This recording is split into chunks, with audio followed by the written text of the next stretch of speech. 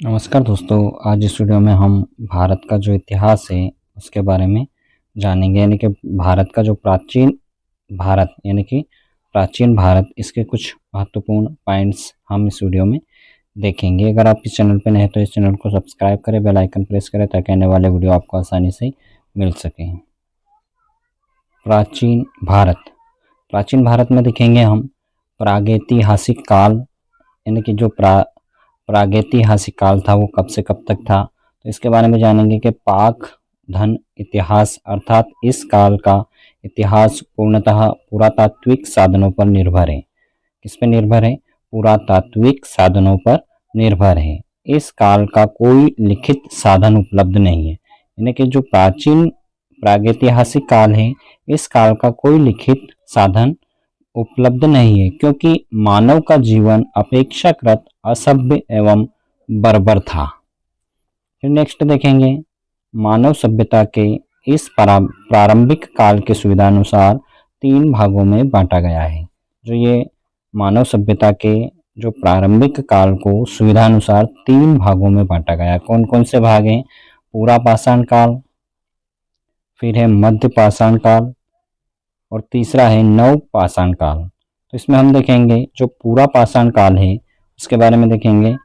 उपकरणों पर आधारित पूरा पाषाण कालीन संस्कृति के अवशेष सोहन नदी घाटी, बेलन नदी घाटी तथा नर्मदा नदी घाटी एवं भोपाल के पास भीमबेटका नामक स्थान से चित्रित शिलाचित्रों या शिलाश्रयों से तथा अनेक चित्रित गुफाओं से प्राप्त हुआ है। इस काल में हैंड एक्स, क्लीवर और स्केपर आदि विशिष्ट यंत्र प्राप्त हुए हैं। फिर आता है मध्य पाषाण काल। मध्य पाषाण काल देखेंगे तो इस काल के प्रयुक्त होने वाले उपकरण बहुत छोटे छोटे होते थे, इसलिए इसे माइक्रोलिथ कहते हैं। क्या कहते हैं? इसलिए इसको माइक्रोलिथ कहते हैं। इसमें जो प्रयुक्त होने वाले उपकरण थे वो बहुत छोटे छोटे होते थे। इस काल में मध्य प्रदेश के आदमगढ़ और राजस्थान के बागोर से पशुपालन के प्राचीनतम साक्ष्य प्राप्त हुए। कहाँ से प्राप्त हुए हैं? तो मध्य प्रदेश के आदमगढ़ और राजस्थान के बागोर से पशुपालन के प्राचीनतम साक्ष्य प्राप्त हुए हैं। इस काल में मानव की अस्थियों का पहला प्रारूप प्रतापगढ़, उत्तर प्रदेश के सराय नहार तथा महदहा नामक स्थान से प्राप्त हुआ है। यानी इस काल में मानव की अस्थियों का पहला प्रारूप कहाँ से प्राप्त हुआ है? तो वो हुआ है प्रतापगढ़ उत्तर प्रदेश से, और सराय नहार तथा महदहा नामक स्थान से ये प्राप्त हुए हैं। इसके बाद में हम देखते हैं नव पाषाण काल। तो नव पाषाण काल युगीन प्राचीनतम बस्ती पाकिस्तान में स्थित बलूचिस्तान प्रांत में मेहरगढ़ है। कहाँ पर है? पाकिस्तान में स्थित जो बलूचिस्तान है वहाँ पर मेहरगढ़ में है। मेहरगढ़ में कृषि के प्राचीनतम साक्ष्य मिले हैं, यानी कि जो मेहरगढ़ है वहाँ पे कृषि के प्राचीनतम साक्ष्य मिले हैं। नव पाषाण काल में बुर्ज होम एवं गुप्त जो कश्मीर प्रांत में स्थित है से अनेक गर्तावास, पिट ड्वेलिंग यानी गड्ढा घर, अनेक प्रकार के मृद भांड एवं प्रस्तर तथा हड्डी के अनेक औजार प्राप्त हुए हैं। फिर देखेंगे बुर्ज होम। तो बुर्ज होम से प्राप्त कब्रों में पालतू कुत्तों को मालिक के साथ दफनाया जाता था। जो बुर्ज होम में जो कब्रें प्राप्त हुए हैं उसमें जो मालिक के साथ में उनके कुत्तों को भी दफनाया जाता था। चिरांद, तो चिरांद है बिहार नामक, यानी कि चिरांद जो है बिहार में है।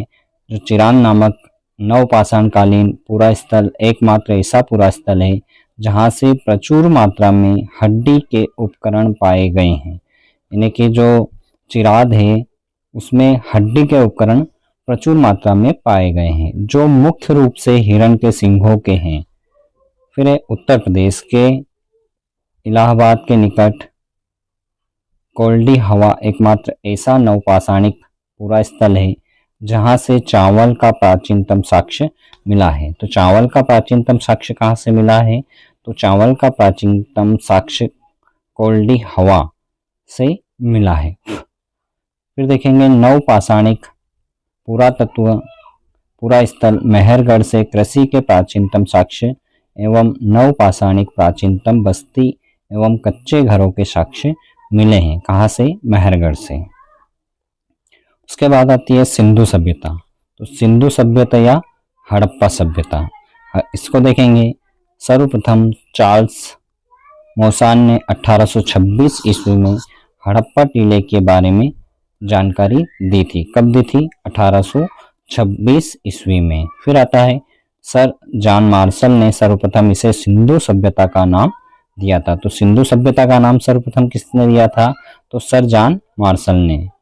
फिर देखेंगे सन 1921 ईस्वी में भारतीय पुरातत्व सर्वेक्षण विभाग के महानिदेशक सर जॉन मार्शल के निर्देशन में राय बहादुर दयाराम साहनी ने पंजाब यानी कि वर्तमान में जो पाकिस्तान के माउंट गोमरी जिले में रावी नदी के तट पर स्थित हड़प्पा का अन्वेषण किया गया। देखेंगे इस सभ्यता का सबसे पूर्वी पूरा स्थल आलमगीरपुर यानी कि उत्तर प्रदेश में। जो आलमगीरपुर है वो कहाँ पर है? उत्तर प्रदेश में। पश्चिमी पूरा स्थल सुत कोटड़ा या सुट कोंडेर बलूचिस्तान। उत्तरी पूरा स्थल मांडा जो कि जम्मू कश्मीर में, तथा दक्षिणी पूरा स्थल देमाबाद महाराष्ट्र में है। जैसे कि जो पूर्वी पूरा स्थल है वो कहाँ पर है? वो है आलमगीरपुर यानी कहाँ पर? उत्तर प्रदेश में। और जो पश्चिमी है वो कहाँ पर है? तो वो है बलूचिस्तान में। उत्तरी जो है वो मांडा जम्मू कश्मीर में है, तथा जो दक्षिणी है वो है देमाबाद महाराष्ट्र में। फिर स्टुअर्ट पिगट ने हड़प्पा और मोहनजोदड़ो को सिंधु सभ्यता की जुड़वा राजधानियां बताया गया। किसे बताया गया जुड़वा राजधानियां?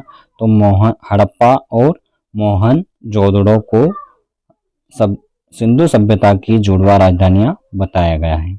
हड़प्पा के सामान्य आवास क्षेत्र के दक्षिण में एक कब्रिस्तान स्थित है जिसे समाधि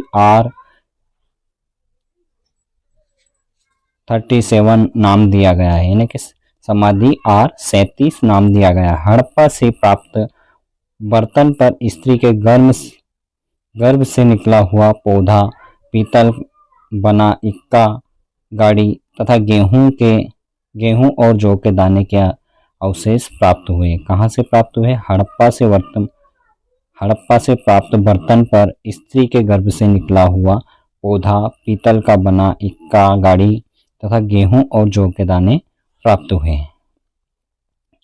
पाकिस्तान के सिंध प्रांत के नरकाना जिले में स्थित सिंधु नदी के दाहिने तट पर स्थित मोहनजोदड़ो का उत्खनन 1922 में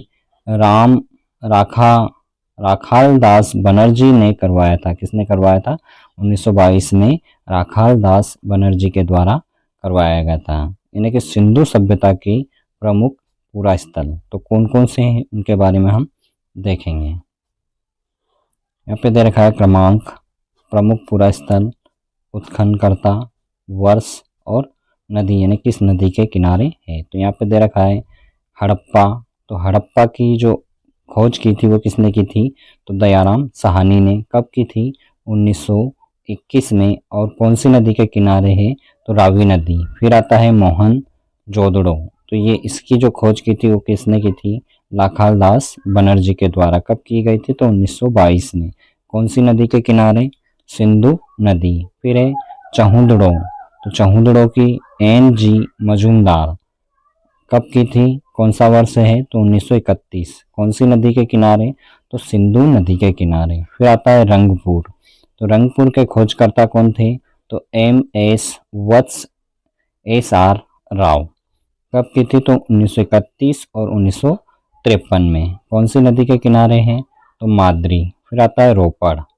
रोपड़ की खोज किसने की थी? तो यज्ञदत्त शर्मा। कब की थी? 1973। कौन सी नदी के किनारे? सतलुज नदी। फिर आता है कलिबंगा, तो इसकी खोज कौन किसने की थी? तो B.P. लाल अमलानंद घोष। कब की थी? 1953। नदी कौन सी है? तो घग्गर। फिर देखते हैं कोट दीजी, तो इसकी खोजकर्ता कौन थे? फजल अहमद खान, 1955 में, सिंधु नदी। फिर आता है लोथल, A.S.R. राव, 1957, नदी भोगवा नदी। फिर ये है सुतकांडोर, इसकी खोज किसने की थी? तो ऑरेंज स्टाइल जॉर्ज डेल्स ने, 1927 और 1962। कौन सी नदी है? तो दास्क। फिर आता है आलमगीरपुर, यज्ञदत्त शर्मा, 1958। कौन सी नदी? तो हिडन। नेक्स्ट है धोलावीरा, R.S. विस्ट, 1990 और 91 में। कौन सी नदी? तो हिडन नदी। देखेंगे सिंधु सभ्यता से प्राप्त ईंटें किस अनुपात में थी? तो सिंधु सभ्यता से जो प्राप्त ईंटें थे वो थी 4:2:1 के अनुपात में थी। फिर हड़प्पा सभ्यता से स्वास्तिक चक्र और क्रॉस के साक्ष्य मिलते हैं। यानी हड़प्पा सभ्यता के से स्वास्तिक चक्र और क्रॉस के साक्ष्य भी मिलते हैं। सिंधु लिपि में लगभग 64 मूल चिन्ह एवं 250 से 400 तक अक्षर है जो सेल खड़ी की आयताकार मुहरों या गरिकाओं आदि पर मिलते हैं। सिंधु लिपि यानी भाव चित्रात्मक पिक्टोग्राफ है। यह दाईं से बाईं ओर लिखी जाती है। सिंधु सभ्यता के बाट माप पर 16 के अनुपात में थे, यानी कि 16, 64, 160, 320 या 640 आदि। फिर सिंधु घाटी सभ्यता के लोगों का मुख्य व्यवसाय व्यापार था। सिंधु घाटी के लोग माप तोल से परिचित थे। इसके अवशेष लोथल से प्राप्त हुए हैं।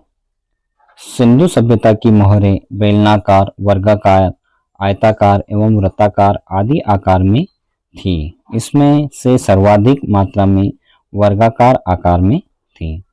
फिर देखेंगे लोथल के कब्रिस्तान में महिलाओं व पुरुषों को एक साथ दफनाने के साक्ष्य भी मिले हैं। सिंधु सभ्यता में घरों के दरवाजे व खिड़कियां सड़क की ओर न खुलकर पिछवाड़े में गली की ओर खुलते थे। केवल लोथल में ही घरों के दरवाजे मुख्य सड़क पर या मुख्य मार्ग पर खुलते थे। देखेंगे सिंधु मान्यता के लोग शहरी थे तथा उनके घर ईंटों से बने होते थे। सर्वप्रथम कपास की खेती का प्रचलन सिंधु सभ्यता में हुआ था। इसे ग्रीक या यूनान के लोग सिंडन यानी सिंडोम नाम से पुकारते थे। रोमन बस्ती के साक्ष्य पुदुचेरी के निकट स्थित अरिकामेडु से प्राप्त हुए हैं।